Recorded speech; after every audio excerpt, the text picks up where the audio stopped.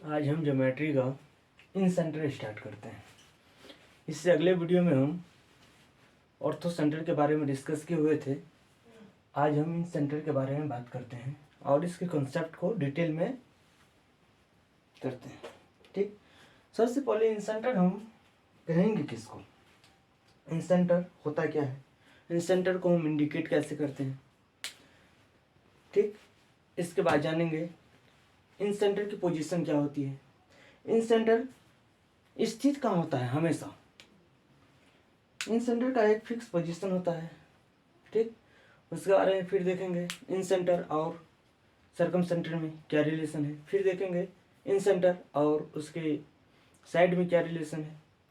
फिर देखेंगे इन सेंटर का कोऑर्डिनेट ज्योमेट्री क्या होता है। ठीक, इसी तरह से हम एक बाय एक कॉन्सेप्ट डिस्कस करते हैं। सबसे पहले हम इन सेंटर हम बोलेंगे किसको वो बताते हैं। एक ट्रायंगल है ए बी सी, लिख लेंगे A B C. Angle bisector, जहाँ तीनों एंगल बाइसेक्टर मिलते हैं उसे हम इन सेंटर कहते हैं, अंतः केंद्र कहते हैं। ये हो गया इन सेंटर का पोजीशन। ये का बी का एंगल बाइसेक्टर, ठीक है, ये एंगल बाइसेक्टर है। सी का एंगल बाइसेक्टर, ठीक है। कहा जाता है जहां दो एंगल बाइसेक्टर एक दूसरे से मिलते हैं उसी कटान बिंदु से थर्ड एंगल बाइसेक्टर आ जाता है। तो ये थर्ड एंगल बाइसेक्टर यहाँ से, ठीक है, ये हो गया।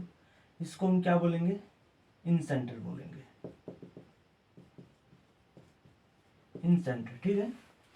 इन सेंटर को हम डिनोट आई से करते हैं, जनरली आई से करते हैं। अगर क्वेश्चन में आई दिया होगा तो ठीक है, नहीं तो क्वेश्चन के अकॉर्डिंग हम डिनोट करेंगे, ठीक है।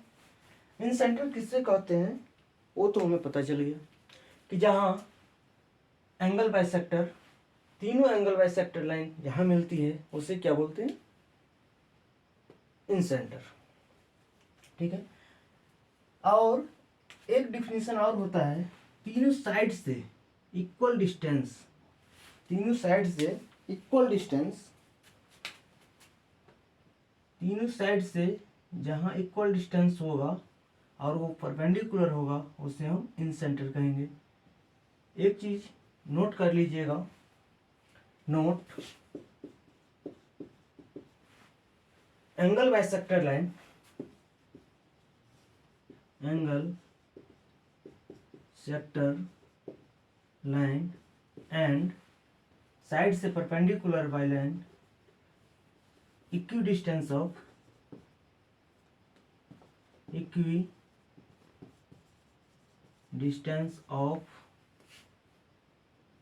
इक्विडिस्टेंस फ्रॉम साइड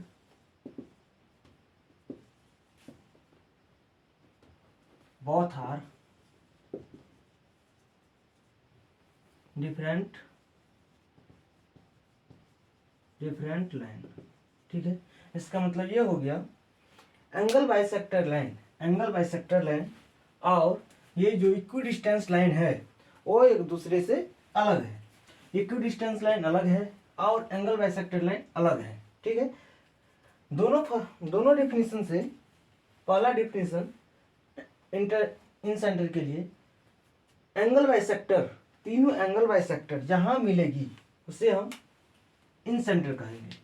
दूसरा definition, equidistance of side, side से इक्वल डिस्टेंस पर एक बिंदु होगा, साइड से, ट्रायंगल के साइड से इक्वल डिस्टेंस पर एक बिंदु होगा उससे हम इन सेंटर कहते हैं। क्या साइड से इक्वल डिस्टेंस पर केवल एक ही बिंदु है जिसे हम इन सेंटर करेंगे, या कोई और बिंदु हो सकता है और उसे किस नाम से जानेंगे। मेरा क्वेश्चन है दूसरा डेफिनेशन से, क्या ट्रायंगल के अंदर या बाहर साइड से इक्विडिस्टेंस पर तीनों साइड से इक्वी डिस्टेंस पर केवल एक ही ऐसा बिंदु है जिससे हम इन सेंटर कहते हैं, या कोई और बिंदु होगा और वो दूसरे नाम से जाना जाएगा। संभव है? तो अगर संभव है तो बोलेंगे यस, और नहीं संभव है तो बोलेंगे नो। ठीक, आगे चलते हैं, देखते हैं कौन कौन सी बिंदु होती है।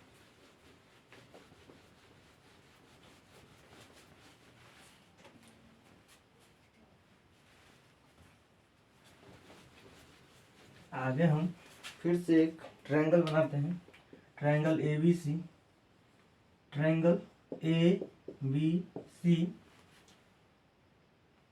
इक्वी डिस्टेंस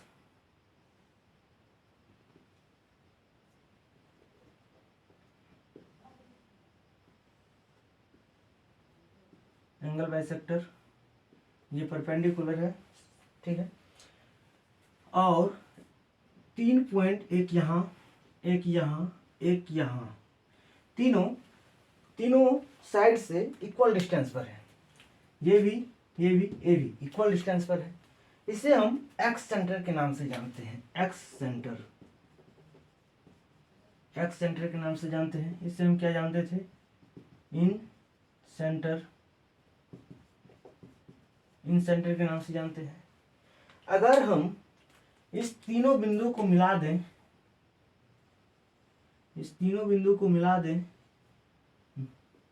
मिलने वाली ट्रायंगल, ये आई है, ये एक्स सेंटर है, ये एक्स सेंटर है, एक्स ए बोलते हैं इसको, एक्स बी बोलते हैं, एक्स सी बोलते हैं। क्यों?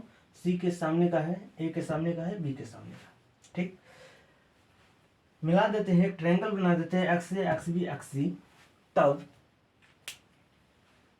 ये बिंदु और ये बिंदु ट्रायंगल, तब ये बिंदु आई, ओरिजिनल ट्रायंगल ABC का आई, जिसे हम इन सेंटर बोलते हैं, ट्रायंगल EA, EB, EC के लिए कौन सा बिंदु होगा, कौन सा सेंटर होगा? कौन सा? मेरा क्वेश्चन है ओरिजिनल ट्रायंगल ABC का इन सेंटर EA, EB और EC ट्रायंगल के लिए आई कौन सा बिंदु होगा? तो आई ऑर्थो सेंटर के रूप में जाना जाता है। ठीक, आई ऑर्थो सेंटर के रूप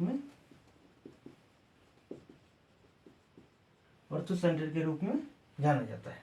ठीक, कोई दिक्कत? आगे चलें। आई ऑर्थो सेंटर के रूप में जाना जाता है।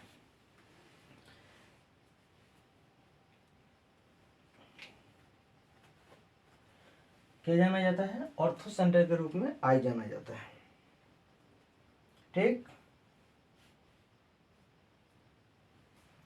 अब आगे की प्रॉपर्टी हम डिस्कस करते हैं। जिस तरह से सेंट्रॉइड में ट्रायंगल ABC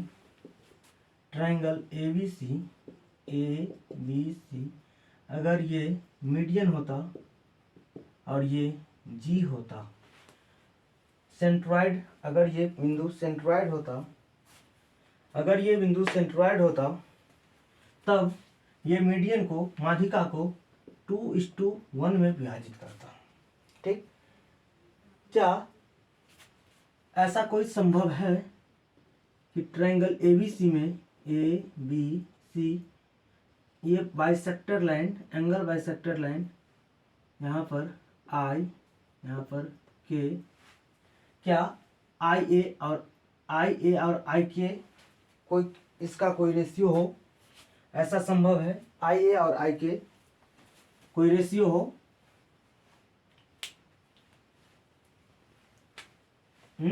बताइए।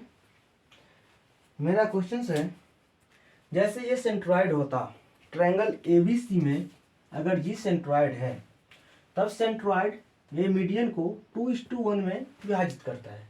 सेम इसी प्रकार से ये एंगल बाइसेक्टर है, तो क्या AI और IK को विभाजित किया जा सकता है किसी रेशियो में? आंसर होगा जी हाँ, किया जा सकता है। वो कौन सी रेशियो होगा, तो हम स्टैंडर्ड ट्रायंगल बना लेते हैं। ए के सामने की भुजा ए, बी की सामने की भुजा बी, सी की सामने की भुजा सी। ठीक है, हम लिखेंगे ए आई बट्टे आई के, इसका होगा कौन सा होगा, ए आई और आई के बराबर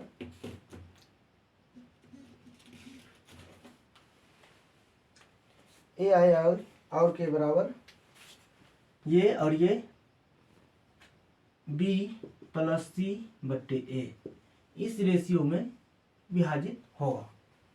ठीक, इसका प्रूफ क्या होगा, क्या सही में ये सही है या गलत है, इसका प्रूफ पे हम वर्क करते हैं। या हम आज सिर्फ डायरेक्शन बता देते हैं, कल इसको प्रूफ करेंगे, जब तक आप लोग होमवर्क करके आइएगा। इसका डायरेक्शन हम बताते हैं।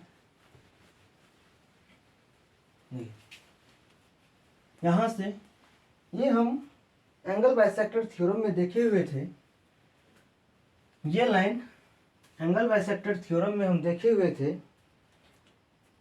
कि ये लाइन इसको किस अनुपात में विभाजित करता है।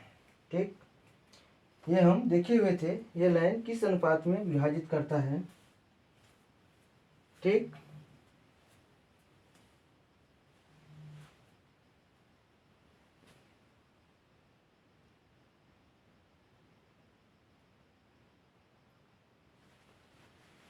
ये और ये तो कौन से अनुपात में विभाजित करेगा, इसकी सामने की भुजा और इसकी सामने की भुजा के रेशियो में विभाजित करेगा। यहाँ हम लिख सकते हैं बी के बट्टे के सी किस रेशियो में होगा, बी के सी बाई बी।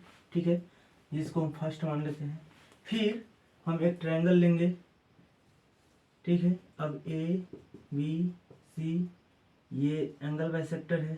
ठीक है, और ये भी एंगल बाइसेक्टर है। ठीक है, ये एंगल बाइसेक्टर है। अब हमें हमारा क्वेश्चन है ये रेशियो कौन सा होगा, ए आई, यहाँ आई है, ए आई और आई के का रेशियो क्या होगा। इस एंगल बाइसेक्टर थ्योरम से, इस एंगल बाई बी के एंगल बाइसेक्टर थ्योरम से ए आई और आई के का संबंध क्या होगा। फिर से वही ए आई और के आई के का संबंध क्या होगा, तो ये था बी सी, ये बी ए ए। ठीक है, ये रेशियो क्या होगा, तो फिर ए आई बट्टे आई के बराबर क्या होगा, ए आई इसको डिनोट करेगा, आई के इसको डिनोट करेगा, आई के ए आई बराबर सी बट्टे बी के। ठीक है, ये समीकरण सेकंड। ठीक है, यहाँ तक कोई दिक्कत, किसी को परेशानी नहीं होनी चाहिए। आवाज प्रॉपर है, दिख रहा है। चलो ठीक है, आगे बढ़ते हैं। समीकरण 2। लेकिन सबसे बड़ी समस्या होती है ज्योमेट्री में कि हमें निकालना क्या है, हम निकाल क्या रहे हैं। ठीक है, हमें निकालना क्या है और हम निकाल क्या रहे हैं, हमें क्या एक्चुअल में क्या निकालना है। इसमें कुछ सिमिलर है, इसमें कुछ सिमिलर है। वो क्या सिमिलर है,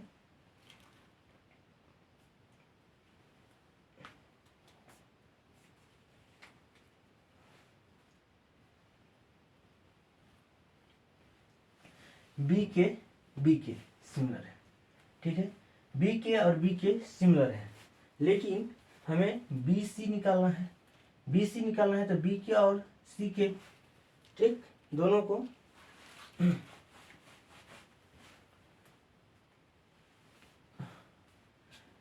पहले हम इसको कर लेते हैं, ए आई और आई के यहाँ से निकाल लेंगे। फिर आगे इस दोनों को कंपेयर करेंगे और कंपेयर करने के बाद कुछ मैनिपुलेट करना पड़ेगा, जो आप करिएगा। उसके बाद ए आई और आई के बराबर बी प्लस सी बटे ए निकल जाएगा। ठीक है, अगर आप लोग से ना हो तो कल हम इसको फिर से डिस्कस करेंगे। ये होमवर्क है आपका, यहाँ से एक्चुअल ज्योमेट्री शुरू होती है। ज्योमेट्री का मतलब है कंस्ट्रक्शन और कुछ चेंजेज जो कि हम अलजेब्रिक फॉर्म में करते हैं। चेंजेज दो तरह से दो तरीके से हम ज्योमेट्री को सॉल्व करते हैं। ज्योमेट्री का फर्स्ट मतलब होता है कंस्ट्रक्शन। अगर कंस्ट्रक्शन आता है आपको तो ज्योमेट्री आता है, अगर कंस्ट्रक्शन नहीं आता है तो ज्योमेट्री नहीं आता है। सेम इसी प्रकार से अगर अलजेब्रिक फॉर्म में चेंज करने आता है तब समझिए ज्योमेट्री और अलजेब्रा आता है, और ट्रिगोनोमेट्री उसी का पार्ट है। ठीक, हम इसके अगले कॉन्सेप्ट पे चर्चा करते हैं जब तक आप इसको सॉल्व करिए। ठीक, एक क्वेश्चन और है हमें आपसे, एक क्वेश्चन और है। जिस तरह से सेंट्रॉइड, जिस तरह से ट्रायंगल ABC ABC ये मीडियन है, ये मीडियन है और ये सेंट्रॉइड है। ठीक है, जिस तरह से मीडियन इस दो ट्रायंगल को दो इक्वल एरिया में, टू इक्वल एरिया में डिवाइड कर देता है, डिवाइड कर देता है, इसी तरह से कोई ऐसा लाइन होगा जो ट्रायंगल के एरिया के साथ, ट्रायंगल के एरिया के साथ, ट्रायंगल के एरिया के साथ पेरीमीटर को इक्वल भाग में विभाजित कर सके। मेरा क्वेश्चन है, अगर ये मीडियन है, मीडियन से बनने वाले तीनों मीडियन को ज्वाइंट बिंदु को क्या बोलते हैं? सेंट्रॉइड। ठीक है, अगर ये मीडियन है तो ये दोनों ट्रायंगल को इक्वल एरिया में बांट देता है। सेम इसी प्रकार से क्या कोई ऐसा लाइन है जो एरिया के साथ साथ पेरीमीटर को भी इक्वल कर दे? जी है, वो लाइन है। वो लाइन कहाँ से गुजरेगी? हमेशा इन सेंटर से। वो लाइन कहाँ से गुजरेगी? इन सेंटर से। वो लाइन गुजरेगी इन सेंटर से, आई से। ठीक है, वो लाइन ऐसा है जो आई से गुजरेगी और पेरीमीटर के साथ साथ एरिया को भी इक्वल कर सकती है। ठीक, क्या ऐसा एक ही लाइन संभव है ट्रायंगल में, या अनेक मतलब इनफाइनाइट लाइन है जो एरिया के साथ साथ पेरीमीटर को इक्वल कर सकता है? ये मैक्सिमम 3 लाइन हो सकता है। ये डिपेंड करता है ट्रायंगल के सिमेट्री पे। ठीक, ये मैक्सिमम कितना लाइन हो सकता है? 3 लाइन हो सकता है, मैक्सिमम 3 लाइन हो सकता है। ठीक है, मैक्सिमम कितना लाइन हो सकता है? 3 लाइन हो सकता है, मैक्सिमम 3 लाइन। आगे चलें, किसी को प्रॉब्लम यहाँ तक? अगला कॉन्सेप्ट हम देखते हैं इसके पोजीशन के बारे में। अगला कॉन्सेप्ट हम देखते हैं इन सेंटर की पोजीशन क्या होती है। ठीक, एक मिनट जी। अगला कॉन्सेप्ट हम देखते हैं ट्रायंगल में इन सेंटर की पोजीशन कहाँ है। ठीक, फिर बात करते हैं आगे एंगल्स के बारे में, फिर बात करेंगे कोऑर्डिनेट ज्योमेट्री के बारे में, फिर बात करेंगे इसके आपस में रिलेशन। ठीक, ये एक ट्रायंगल है, ट्रायंगल ABC ABC। ठीक है, इस ट्रायंगल में आई स्थित कहाँ होगा? तो लिख लेंगे नोट में, ये मिड पॉइंट है, ये मिड पॉइंट है, ये मिड पॉइंट है, ये मिड पॉइंट है, तो मिड पॉइंट मिला दिए, ये मिला दिए, ये मिला दिए। इससे हम मीडियल पॉइंट, मीडियल ट्रायंगल कहते हैं, मीडियल ट्रायंगल कहते हैं। इसे हम मीडियल ट्रायंगल कहते हैं। और इन सेंटर मीडियल ट्रायंगल के अंदर स्थित होता है, हमेशा, ऑलवेज। ऑलवेज कहाँ स्थित होता है? मीडियल ट्रायंगल के अंदर स्थित होता है। ठीक, सेम इसी तरह से और कहाँ हम पोजीशन बता सकते हैं इन सेंटर में।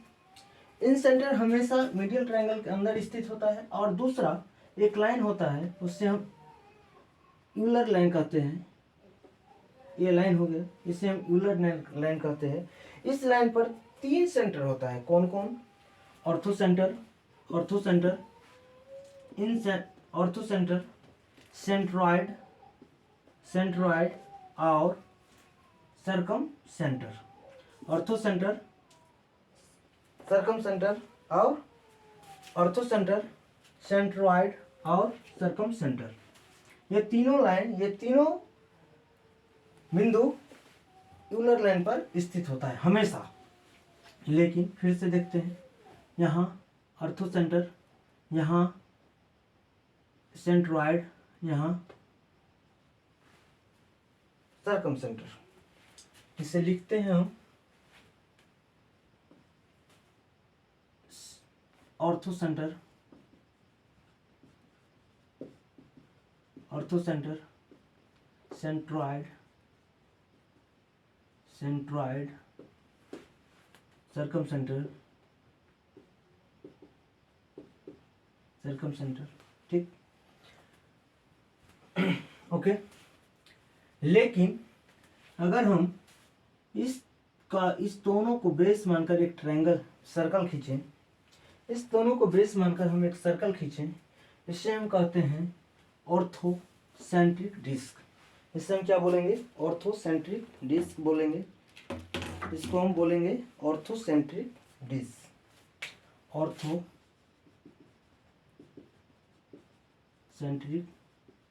डिस्क, ऑर्थोसेंट्रिक डिस्क बोलेंगे। और इन सेंटर हमेशा इस ऑर्थोसेंट्रिक डिस्क के अंदर होगा।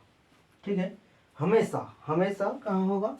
सबसे पहला कंडीशन, ऑर्थो इन सेंटर मीडियल ट्रायंगल के अंदर होता है। ठीक, और दूसरा कंडीशन, इसे हम यूलर लाइन कहते हैं। इसे हम क्या बोलते हैं? यूलर लाइन कहते हैं। यूलर लाइन कहते हैं। यूलर लाइन में, यूलर लाइन पर 3 बिंदु स्थित होता है। कौन कौन? एच, जी, ओ। एच को हम बोलते हैं ऑर्थो सेंटर, जी को बोलते हैं सेंट्रॉइड, ओ को बोलते हैं सरकम सेंटर। और सेंट्रॉइड अभी अभी हम देख करके गए थे, ये मीडियन ए बी सी, ये मीडियन है, ये जी है, ये डी है। ये मीडियन इसको 2:1 में विभाजित करता है। सेम इसी प्रकार से ये मीडियन को, ये यूलर लाइन को भी, ये मीडियन 2:1 में डिवाइड करता है। इसका मतलब ये x है तो ये 2x होगा। ठीक, कोई दिक्कत नहीं होनी चाहिए। ये ऑलवेज ऐसा ही होता है। लेकिन एक केस ऐसा है जो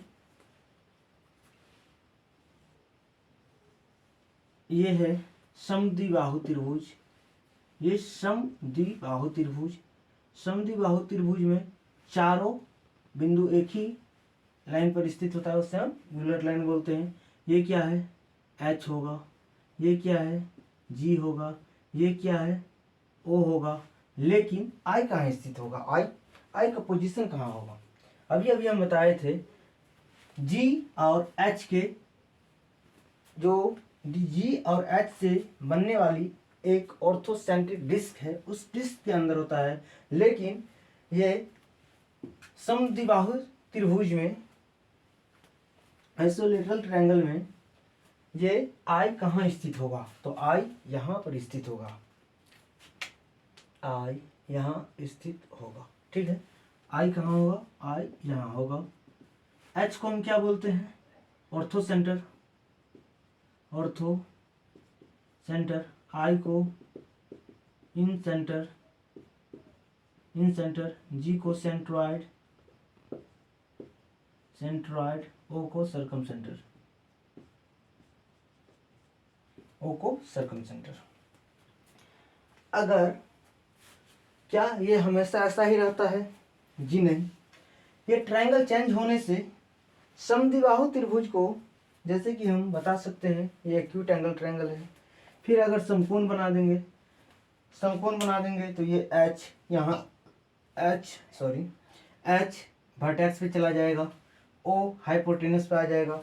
अगर हम उससे अधिक कोण त्रिभुज बना देंगे तब एच वर्टेक्स से बाहर निकल जाएगी और ओ सर्कम सेंटर जो हाइपोटेनस यानी कि बड़े भुजा के बाहर चला जाएगा। ठीक है, देख लेते हैं इसका भी पोजीशन अलग अलग ट्रायंगल में क्या होता है।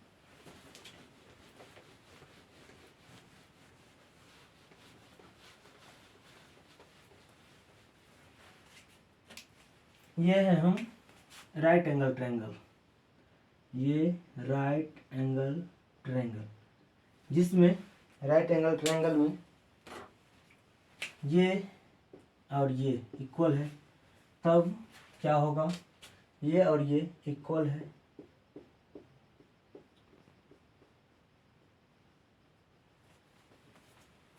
एक क्वेश्चन है आपसे, ये हो गया एच, ये हो गया ओ, ये हो गया एच, ये हो गया ओ, ये हो गया जी, ये हो गया आई। ठीक, एक क्वेश्चन से आपसे, और एक क्वेश्चन यहाँ भी था, यहाँ भी था, एक क्वेश्चन यहाँ भी था, नहीं यहीं पे देखते, यहीं पे देखते, क्या ये लाइन सेम इसी तरह से होगा या ये लाइन ऐसा भी हो सकता है, ऐसा भी हो सकता है, और H यहाँ आ सकता है और O यहाँ हो सकता है, G और I यहाँ हो सकता है। क्या ऐसा संभव है? क्या ऐसा संभव है? बता सकते हैं? जी नहीं। क्यों? क्योंकि जब ये दोनों इक्वल होगा तो ये लाइन वर्टेक्स से होकर के गुजरेगी, ठीक, और H वर्टेक्स पे होगा और O हाइपोटेनस पे होगा, ठीक, इसीलिए ऐसा संभव नहीं है। आगे चलते हैं, अधिक कोण त्रिभुज हम देख लेते हैं।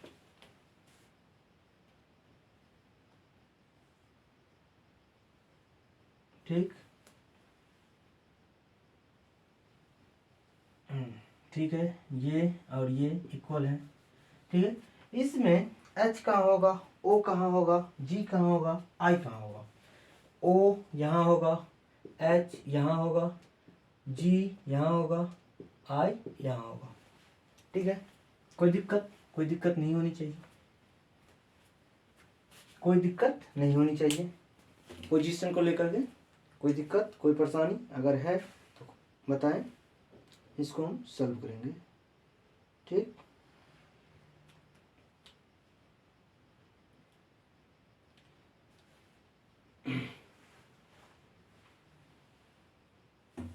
चलिए आगे। अब हम जनरल ट्रायंगल के बारे में बात करते हैं, उसका सेंटर हमेशा कहाँ होगा। जनरल ट्रायंगल के बारे में बात करते हैं। जनरल एक ट्रायंगल ले लिए हैं, ठीक है, ए बी सी, ठीक, ABC एक ट्रायंगल ले लिए हैं, यहाँ होगा H, यहाँ होगा G, यहाँ होगा O और यहाँ I। जनरल में बोले हुए थे यूलर लाइन पर 3 पॉइंट होता है, H G O, तीनों एक पॉइंट एक ही लाइन पर होता है और I अलग होता है। ये जनरल है फॉर एनी ट्रायंगल, फॉर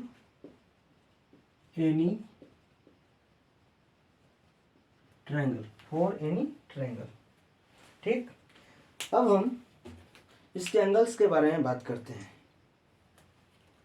अब हम इसके एंगल के बारे में बात करते हैं कि एंगल क्या क्या होगा, एंगल के बीच रिलेशन क्या है, ठीक है। हम देख करके गए थे अगले क्लास में, पिछले क्लास में, जब ये ऑर्थो सेंटर था, जब ये ऑर्थो सेंटर H था, तब ये थीटा और ये अल्फा के बीच में क्या रिलेशन था, सप्लीमेंट्री, अल्फा प्लस थीटा बराबर 180 डिग्री था, ठीक है। यहाँ तक याद है आपको। अगर ये H है तो ये है, अगर यही बिंदु, यही सेंटर अगर इन सेंटर हो जाए, अगर ये सेंटर H इन सेंटर हो जाए, जैसे कि इस ट्रायंगल में है ABC, ये एंगल बाइसेक्टर, ये एंगल बाइसेक्टर, ठीक है, और ये एंगल बाइसेक्टर, एंगल बाइसेक्टर, ये एंगल बाइसेक्टर, ये एंगल बाइसेक्टर, ये I, तब ये थीटा और ये अल्फा, थीटा एंड अल्फा के बीच relation between what is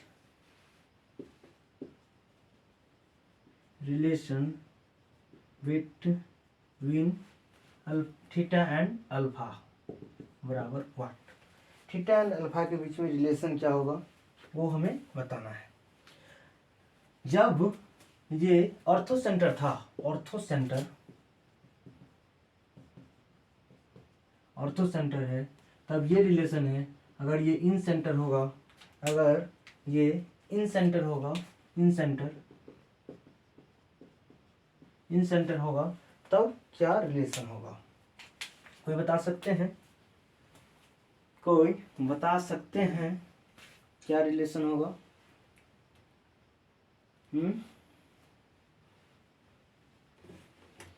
relation लिख लीजिए। ये थीटा अल्फा बराबर होगा 90 प्लस थीटा बाय 2, ठीक है। अगर सेम इसी तरह से अगर ये एंगल बाइसेक्टर, अगर ये एंगल बाइसेक्टर ये बाहरी एंगल बाइसेक्टर बन जाए, ये आंतरिक एंगल बाइसेक्टर है, ठीक है। अगर ये आंतरिक एंगल बाइसेक्टर है, ये बाहरी एंगल बाइसेक्टर बन जाए, तब क्या रिलेशन होगा ये बता सकते हैं कोई? देखो यहाँ पर हम लिखते हैं, अगर ये इंटीरियर एंगल बाइसेक्टर है तब रिलेशन ये होता है। अगर एक्सटीरियर एंगल बाइसेक्टर हो जाए तब कौन सा रिलेशन होगा? तब रिलेशन होगा ट्रायंगल ABC, ये है और ये है, ठीक है। ये एक्सटीरियर एंगल बाइसेक्टर, ये होगा एक्सटीरियर एंगल बाइसेक्टर, ये हो गया एक्सटीरियर एंगल बाइसेक्टर, ठीक है। ये हम मान लेते हैं थीटा, ठीक है। अल्फा, ये अल्फा, ये थीटा, ठीक है। तब अल्फा और थीटा में क्या रिलेशन होगा? अल्फा और थीटा में रिलेशन होगा अल्फा इक्वल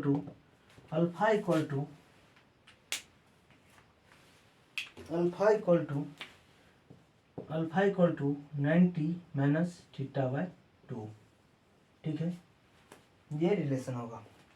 एक कॉन्सेप्ट और यहाँ देखिएगा, अगर जब एक ही लाइन पर, इसको हम प्रूफ देखते हैं अभी कैसे होगा। एक कॉन्सेप्ट है, जब एक ही लाइन पर interior angle bisector and exterior angle bisector किया जाता है, तब दोनों के बीच 90 डिग्री बनता है।